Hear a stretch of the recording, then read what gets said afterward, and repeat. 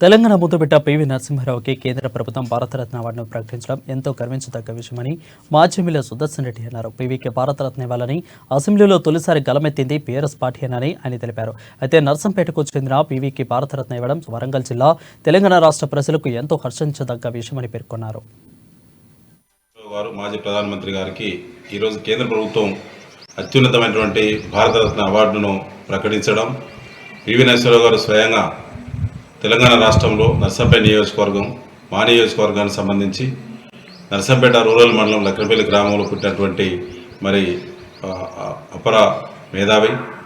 వారికి భారతరత్న ఇవ్వాలని గతంలో కేసీఆర్ గారి ప్రభుత్వంలోనే కేసీఆర్ గారు చొరవ చూపి తెలంగాణ బిడ్డను అవమానకరంగా చూస్తూ ఉన్నారు.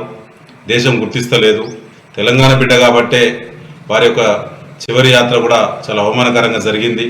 వారు కాంగ్రెస్ పార్టీ కోసం పుట్టుక నుంచి చావు వరకు కూడా వారు చేసినటువంటి కృషిని ఆనాడు కాంగ్రెస్ ప్రభుత్వం కూడా మరి వారిని యూపీఏ 1 యూపీఏ 2 ప్రభుత్వం కూడా వారికి గుర్తించకపోవడం, ఆనాడు ఉన్నటువంటి ఉమ్మడి ఆంధ్రప్రదేశ్ కూడా కాంగ్రెస్ పార్టీ ప్రాతినిధ్యం వహించే సందర్భంగానే వారు మరణం పొందడం, అయినా వారి యొక్క అంతిమయాత్ర జరిగిన తీరు అవన్నీ కూడా పివి నరసింహారావు గారు మాజీ ప్రధానమంత్రి గారికి ఈరోజు కేంద్ర ప్రభుత్వం